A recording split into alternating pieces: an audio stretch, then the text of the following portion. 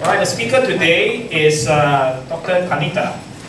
She received her Bachelor of Science and Master of Science in Electrical Engineering from Stanford University and a Ph.D. in ECE from Carnegie Mellon University. You know CMU, right? Our new president is coming from CMU. Okay. And she didn't say which year, but we are there at the same time in CMU. So she has worked as a researcher at NECTEC since 2014 in the areas of internet and network technologies such as IP6, network security, network management, and network measurement. She's now leading a research group that developed Netpie, a platform as a service to facilitate quick Internet of Things development.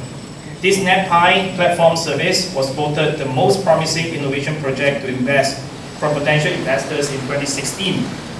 So without further ado, let's welcome Dr. Panita. Please.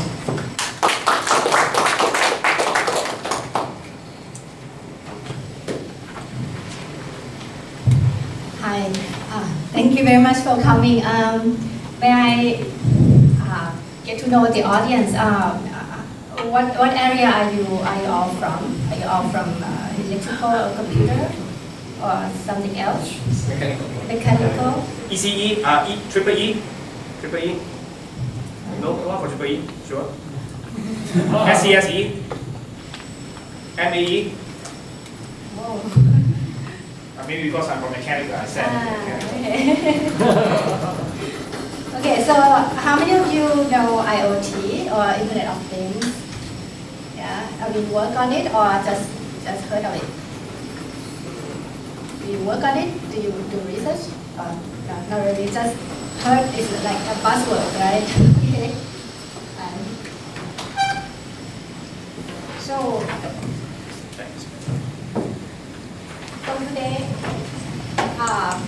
we'll talk about the Internet of Things. The technology itself is I guess you probably know it encompasses many areas. Not just electrical, it includes mechanical, computer, software engineering, security. But today I will emphasize more on the second line, low-cost smart factory. Is a use case, one of the interesting use case for Internet of Things. We'll talk about how a Thai factory has implemented IoT in a factory to reduce the cost and improve efficiency. And then in the end, I will discuss about the research work we do in Thailand. Okay. So just a brief introduction. You have heard of the term Internet of Things.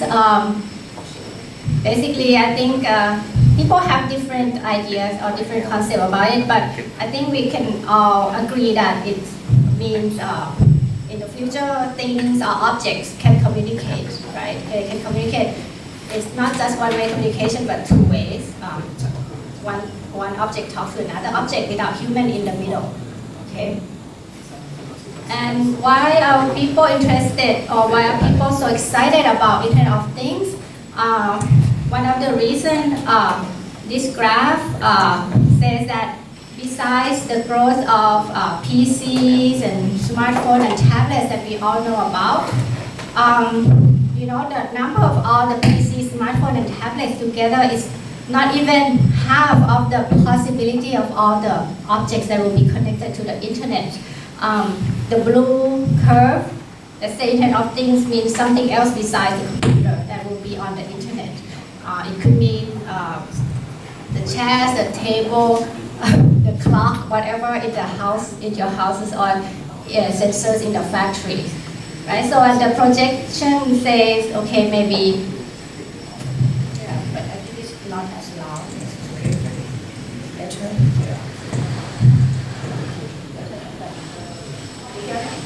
Do you hear me better? Okay. So the projection says up to like 22 billion devices by the year 2020. So it's not far from now. So this is why people are excited and see that it's a huge area of opportunity, both commercially, research, and commercially. In terms of opportunity, let's see how IoT will can be applied. Of course, IoT is just a big concept. Specifically, it can be applied in many areas. It's not limited to these 6. I'll just give you some example. In the home, in the hospital, in the farm, or in the factories. How many of you here have wearable devices like smartwatches?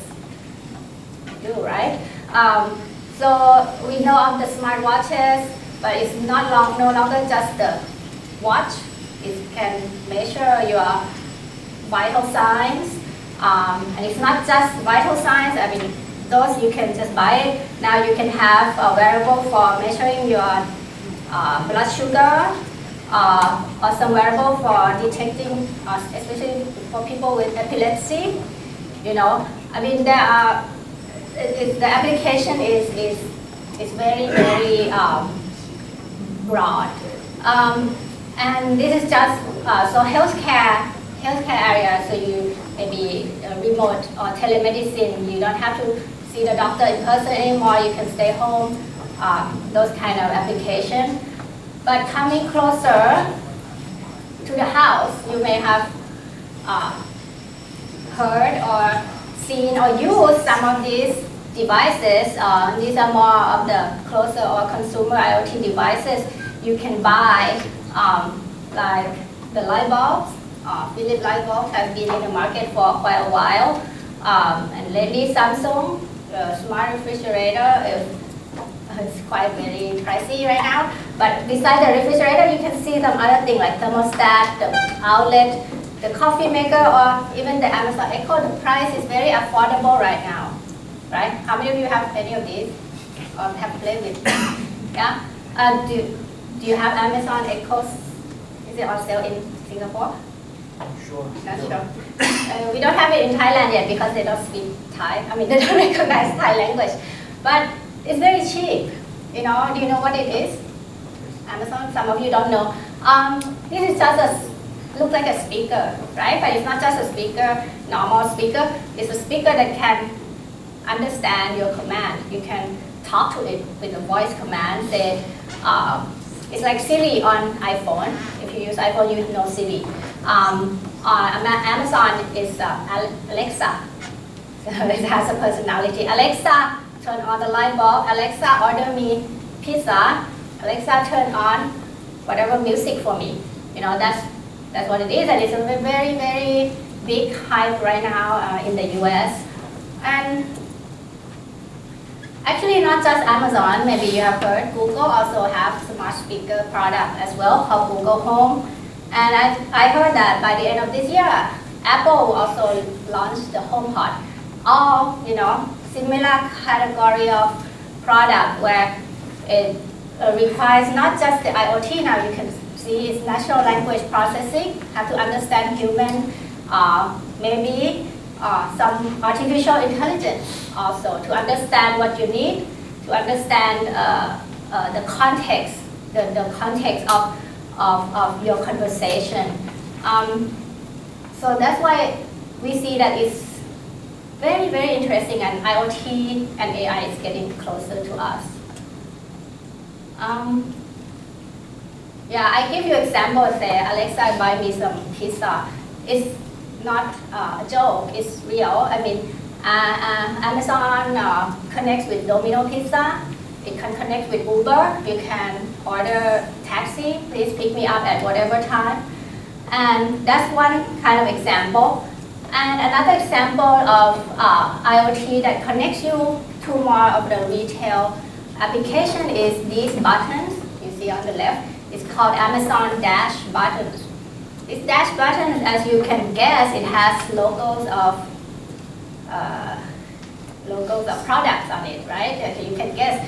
It's very simple to use. You just put the button in your house, you push it once, that means you order one package of whatever detergent, one package of tissue.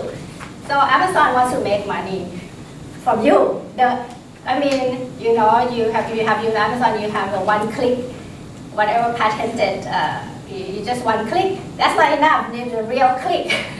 You don't need to go online. Don't need to type anything. Just one click and you order your blade, your diaper, whatever. So you see the life is starting to change. Yes. So the one on the right is kind of combine the two together. It's a speaker that let you talk and order products from Amazon.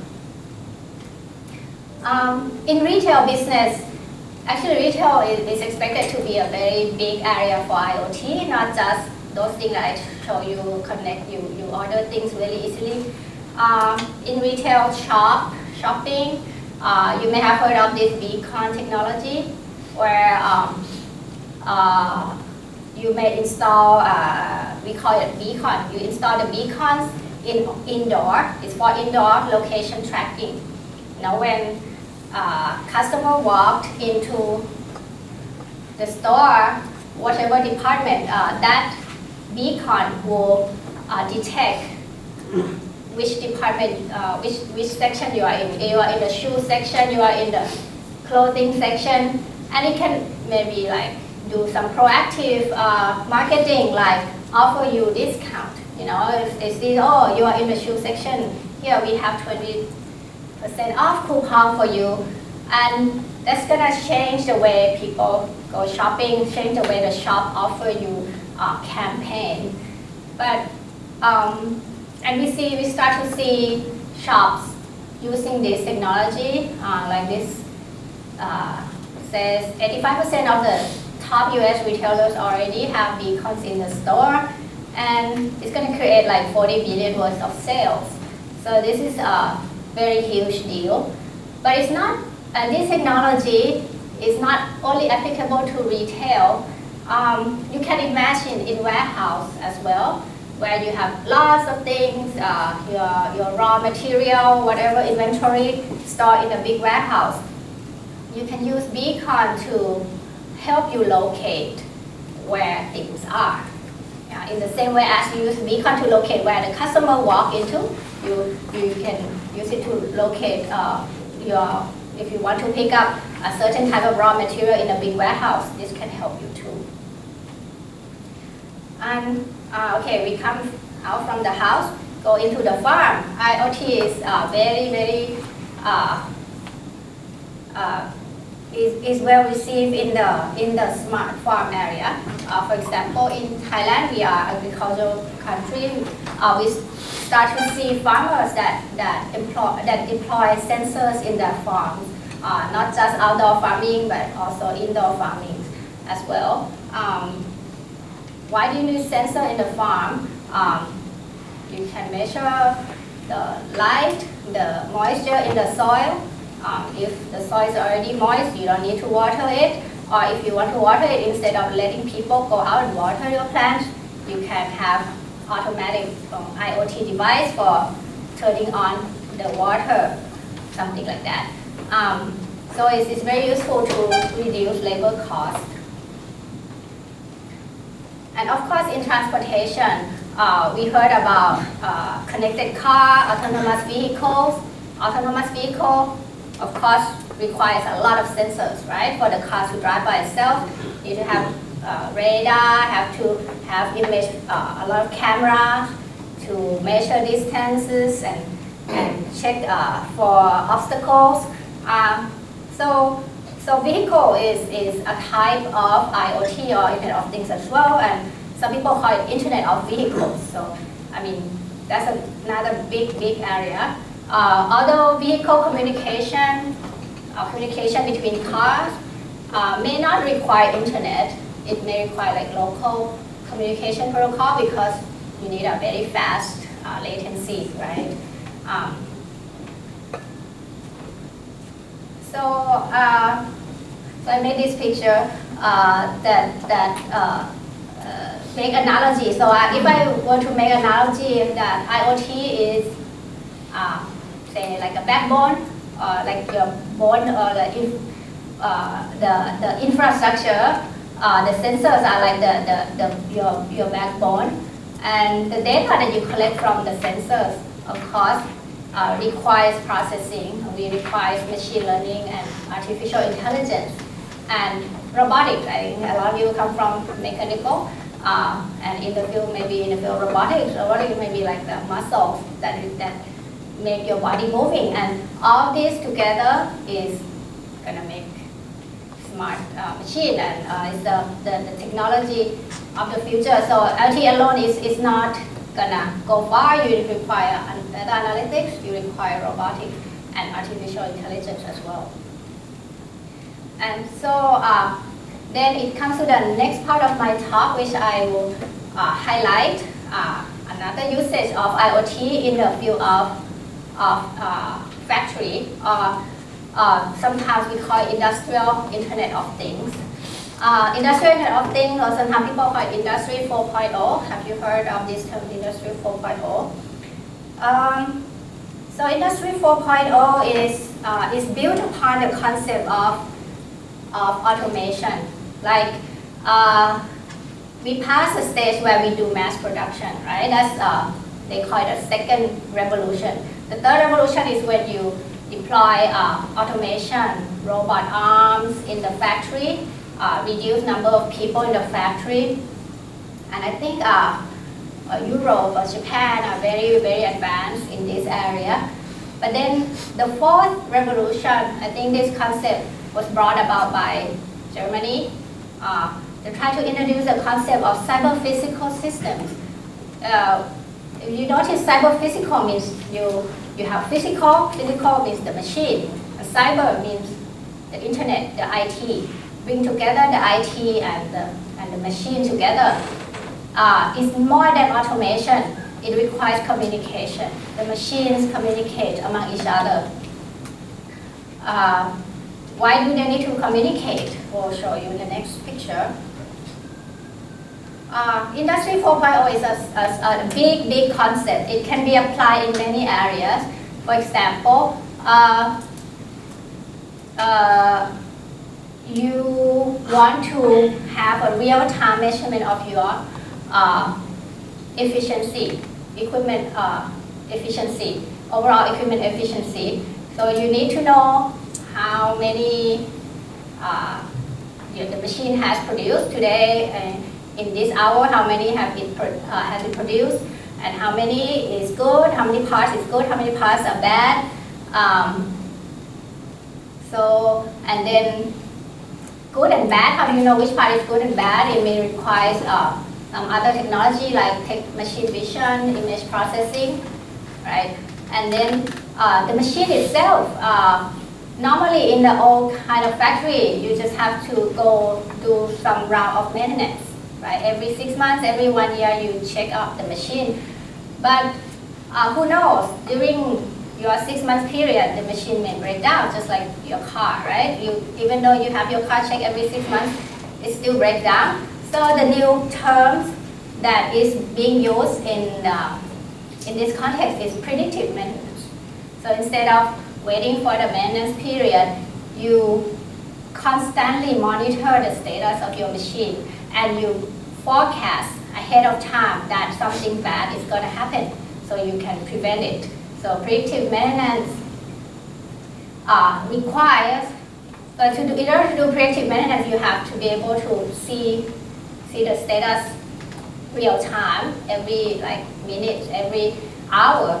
So sensors are important. You need to install sensors in the machine. And just having sensors may not be enough, because it's just raw data. You have to do some analytics, data forecasting. And another part is environment. Monitoring the environment in the factory, maybe for energy, to reduce energy consumption, to manage the waste, and maybe wastewater quality, something like that. And so that's the concept of Industry 4.0. Industrial IoT is like a subset of it. Industrial IoT means how to apply Internet of Things in the industrial segment, into the factories. So in order to apply IoT into the factories, there are 4 big components. You need to have sensors, like install sensors into the environment or into the machine to measure the temperature or the pressure.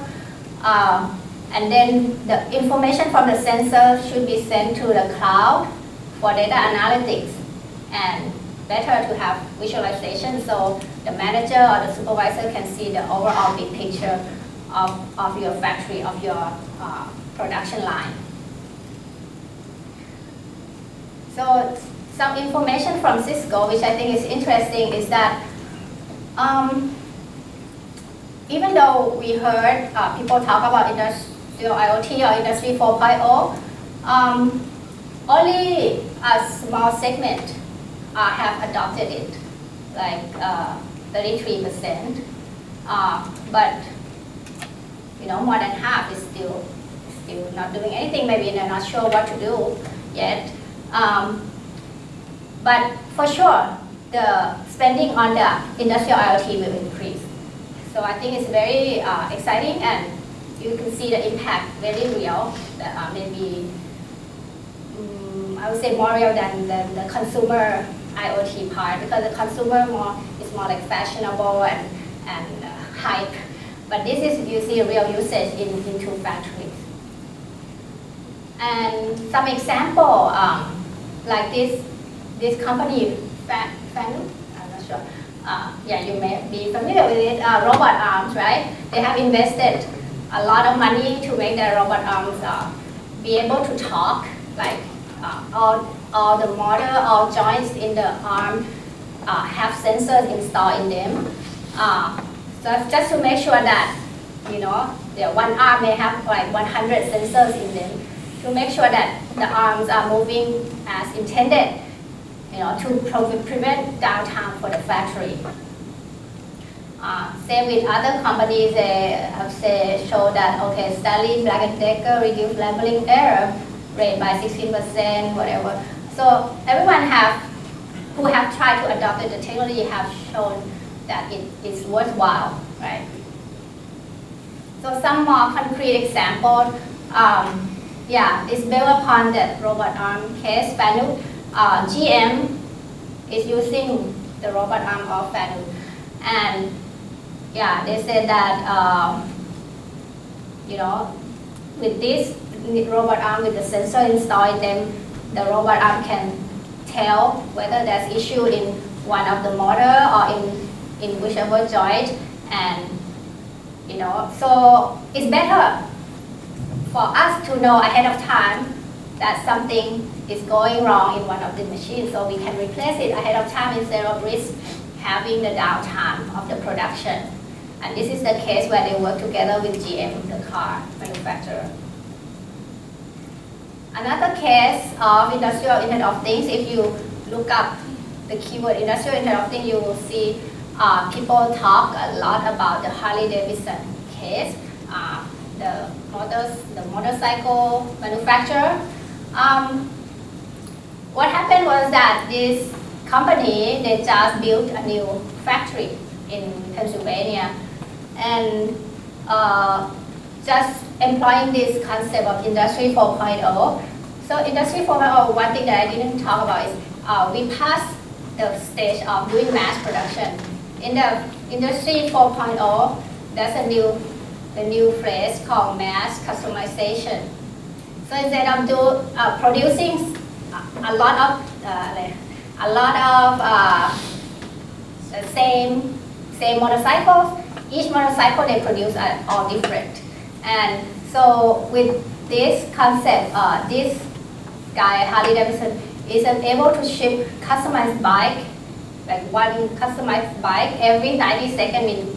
Each bike is different color. They can spray paint black, red, blue, whatever within the same assembly line, which is not possible before, right? Usually one assembly line you black, something like that. And with sensor to monitor efficiency and real-time production status.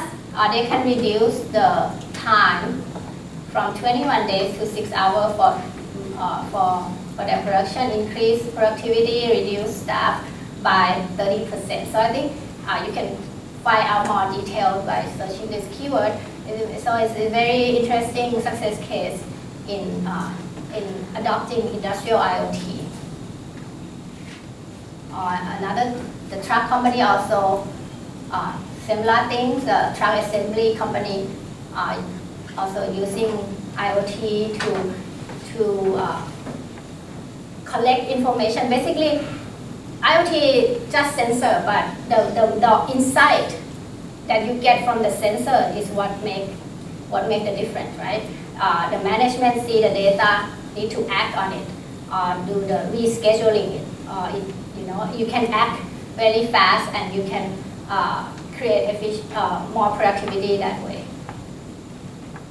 Okay, so let's come to the highlight of my title. I said, okay, let's do a low-cost smart factory.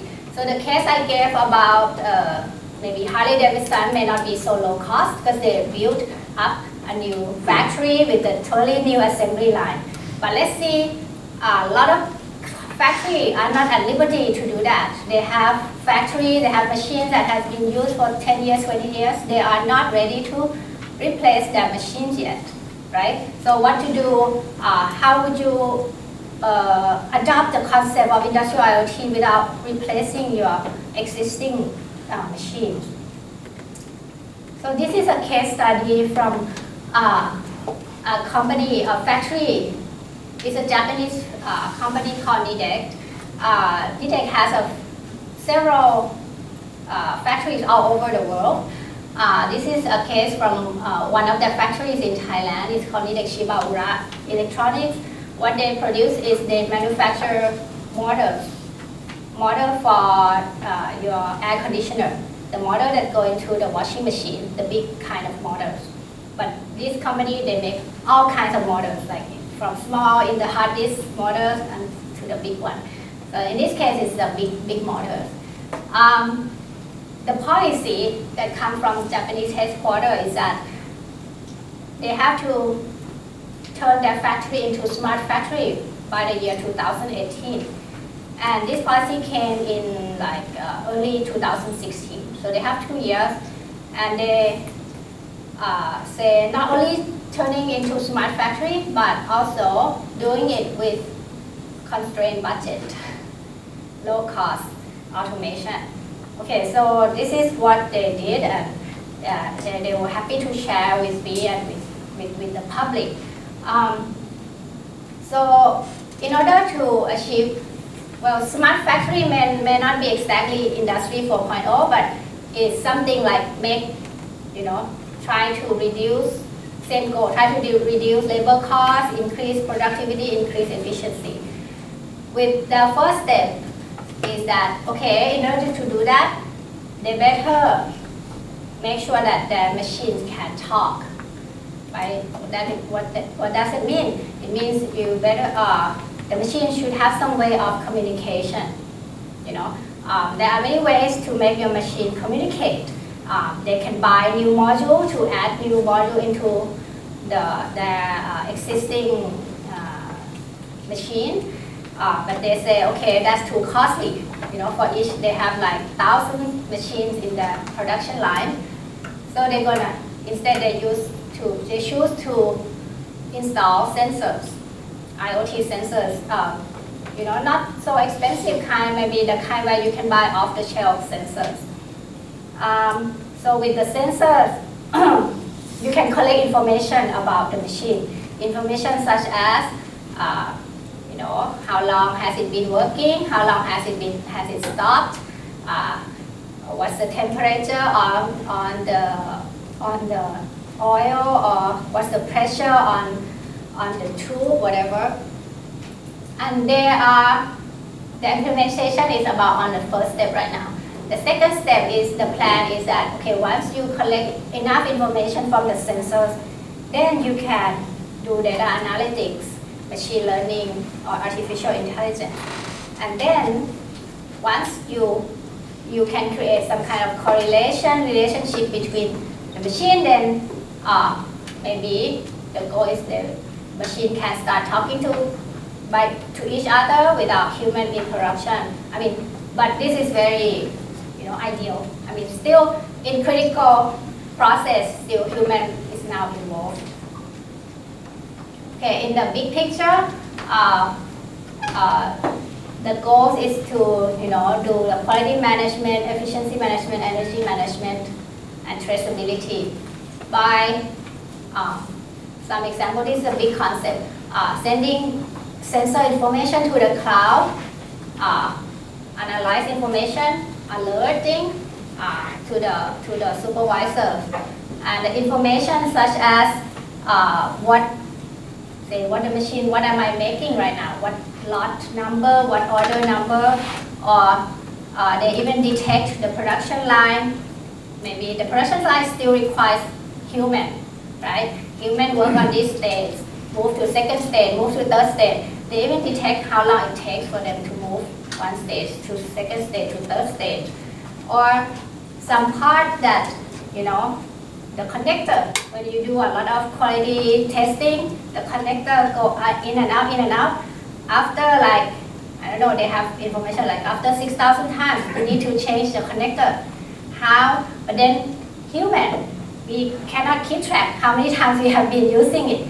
So they use sensors for counting that and say, okay, time to replace the new connector. Something like that. So even like little small things like raw material, they put the sensors, weight sensor to measure the copper wire is a raw material for making motors. The copper is depleting. We need to get a new copper, need to load a new copper. Instead of having staff come and look and check, do we need new copper? They just use sensor and check the weight. And then once it is almost gone, then order the new part, something like that. So I'm trying to automate everything by using just regular, not high tech, regular technologies. Let's see some detail. For example, in the maintenance problem, like I said, every day they have to send a staff to check the temperature of the oil, the lubricant oil, or check the water flow to cooling water, right? This is the machine for cutting the motor, the rod.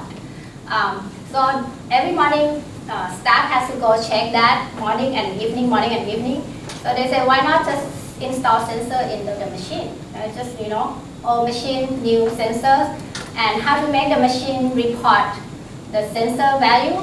They just use, just normal off-the-shelf microcontroller, use communication via Wi-Fi, go out to the cloud, and they don't even need to have their own servers in the companies.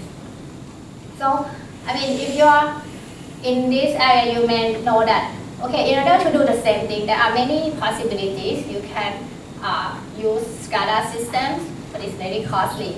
You can replace the machine, it's also costly. So they choose this way, and they say the cost for doing this for each machine is like about 100 Singapore dollar for each machine, and that's acceptable for them. Information sent to the cloud, store, analyze, and alert. Temperature too high, alert to the manager. If the pressure too high, alert to the manager. So simple concept like this. Also, in terms of efficiency, how to measure efficiency in your production line, you need to know. So normally the other factories, they only know, okay, by the end of the day, how many parts you have produced. But you don't know if the machine has stopped along the way. I mean, stopped because something broke down, or stopped because the staff went out for break, or whatever reason.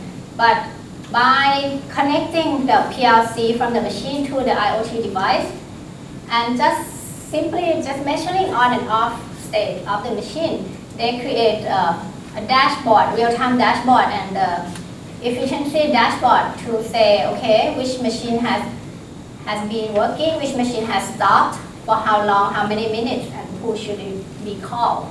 So they have a procedure for that, and so by the end of the day, they can compare the availability time of the machine to the production that they made of the day. And that way, you can track the productivity easily, and you can see something's wrong immediately, not just after the day or after a week that you see some drop in the production. As for energy management, it's very simple because temperature sensor, humidity sensors, current sensors, those are all things that IoT people are playing with. It's kind of cheap and off-the-shelf sensors. They just use this kind of cheap sensors. You may wonder, oh, why don't they use more expensive industrial grade type of hardware? Well, I guess because they said they are constrained on the budget. So, and this works the same way because they don't need precision, they don't need too much accuracy. They're just measuring ambient temperature, So, and why do they need to measure ambient temperature? They correlate it with the power consumption in the whole factory, and also the create awareness of the people into the whole factory. Like, okay, don't turn on the air conditioner too cold to save energy. So they just have some dashboard to monitor that. And as you notice, all of the information they send from the sensor to the IoT device go to the cloud, and the cloud service that they use is Netpie, which is the service that I will talk about in the next section. Some other areas of usage is warehouse. When they put raw material into the warehouse, they have problem of locating where or what shelf it was. When they have to take it out, they have to like check out the paperwork. So instead they use some 2D barcode, link it to the database, and on the shelf has some sensors. So when they put some raw material into the shelf, it automatically mapping which material go into which shelf. So that saves them time when they have to retrieve the raw material back from the warehouse. So I think it's amazing that they put sensor in all little things, in all kind of processes throughout the factory. And maybe it's one of the culture of the Japanese company. They have this do-it-yourself kind of mindset. So they try to keep improving everything. I think it's very admirable. We can skip this. And I will explain a little bit about the cloud service that was behind the factory. Like the factory just installing sensors into their machine. At first, they were trying to set up their own servers, the cloud. They were trying to set up their own cloud service, but they found out it takes too long. I mean, the project doesn't get anywhere. This was back in 2016, and then they came to us and they found out that we have this service. I'm not sure any of you have done or have tried to implement some IoT products of your own or prototypes. If you have, you may realize that to make an IoT prototype like a light bulb that you want to control from your phone, maybe it looks simple, right? It looks simple, like, okay, let's just put simple electronics, hardware, and just write a simple application. But that's not it. That's only the surface that you see. But behind it, in order to make your application communicate to the light bulb or whatever hardware of your own, there are many steps that require you to pay attention to. Not only setting up servers, setting up databases. How about security? You think about who have access to your light bulbs, or who, if your light bulb gonna listen to other people, try to controlling it. Or how about the internet? If the internet is not stable, what will happen?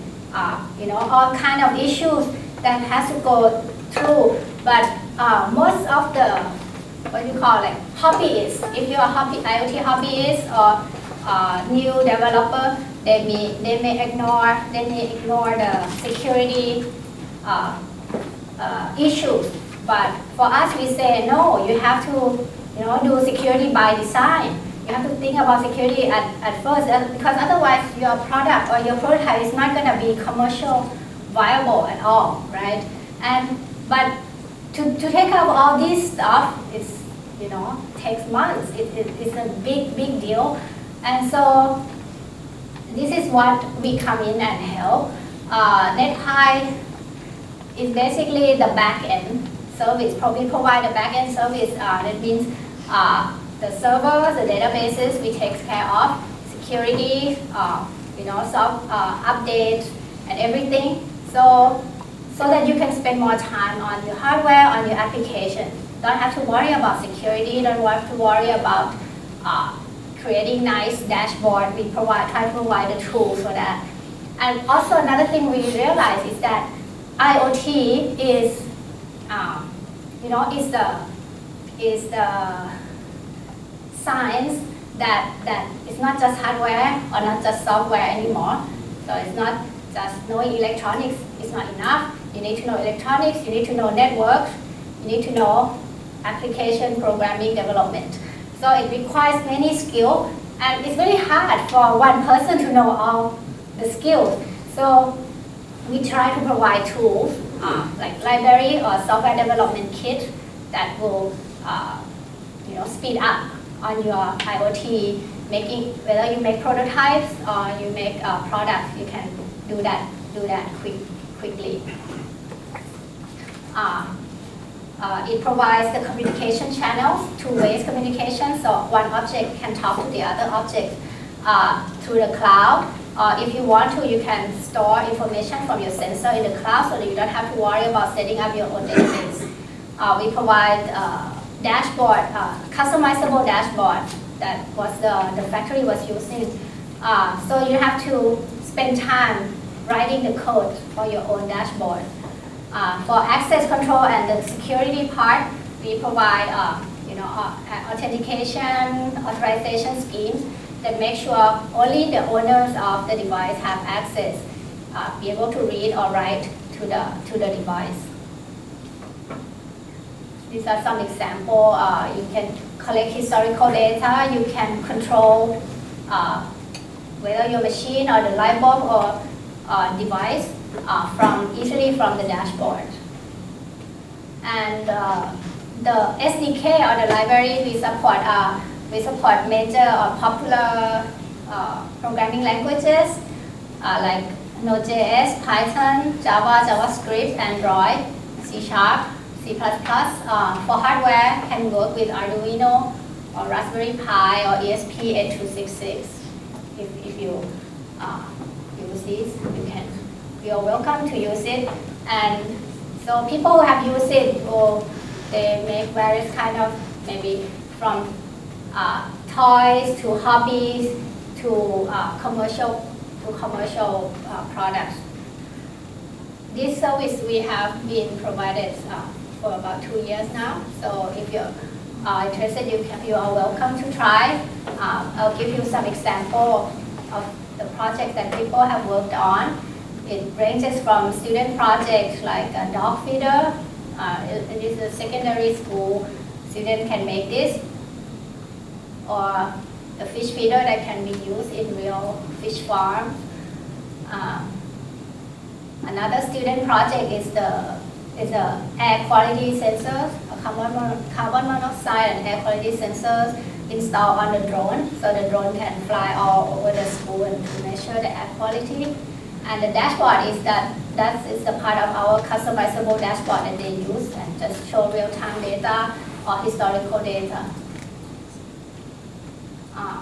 Some people install it in their cars, so I think you can apply it to logistic company to measure not just tracking location, but status of the car, the oil, the battery, the temperature.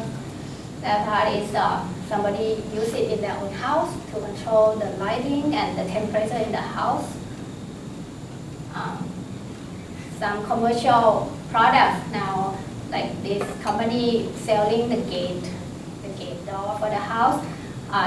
Usually you need the remote to open the gate, right? But now you can do it remotely from the smartphone, and you can apply this concept to other appliances as well, like the lighting in the house. You can control it over the internet even when you're outdoor or when you're outside. Smart farm. This is a smart farm kit for to help farmer water their farm automatic irrigation, yeah, by measuring the soil moisture and automatically turn on the water valve. Some more environmental application. This is from the Provincial Water Works Authority. This organization takes care of the water resources, so measurement of water level to when we had the drought problem or when we have the flood problem. You can measure with the camera, with the sensors, and publish information through the cloud. So the organization don't have to take care of the server, or they don't need to have their own servers. And now in Phuket, if anyone have been to Phuket, it's a big tourist town, right? The tourist town have this one problem is the waste management. Lots of tourists, very dirty, and the trash always overflowing. So the municipal say, okay, we need to fix this problem. So now they install trash sensor into the trash cans to measure when the trash is full and automatically alert the trash trucks to pick up the trash. You wouldn't think it's such a big problem, but I was surprised, but yeah, they have a lot of tourists.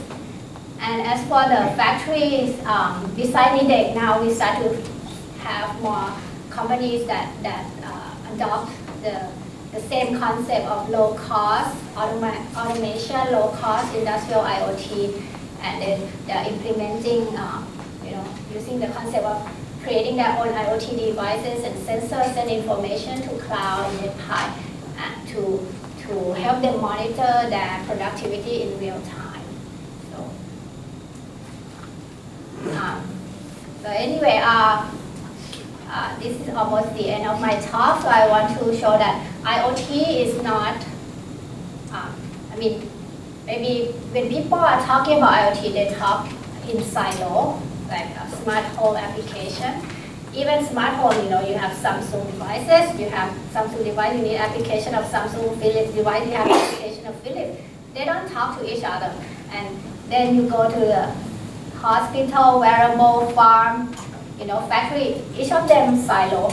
But would it be better if they all can communicate through kind of common protocol, so that in the future you don't need to have each application for each device. You can have one single application that can be used for all of the devices in your home, or maybe even link information from your home to your farm, ordering your food from the fridge, something like that. So anyway, innovation can happen when you can, mix and match application from different area, different domains.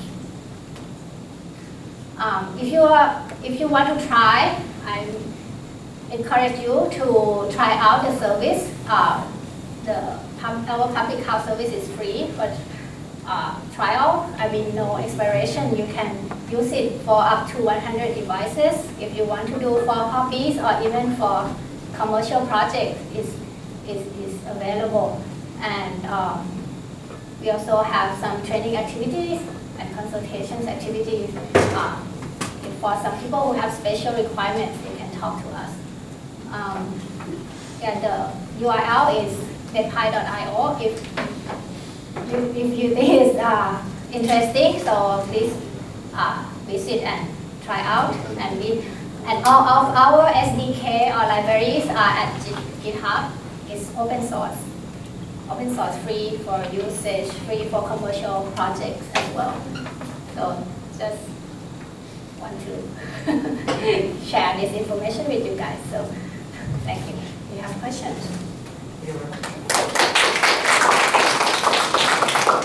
Questions, please.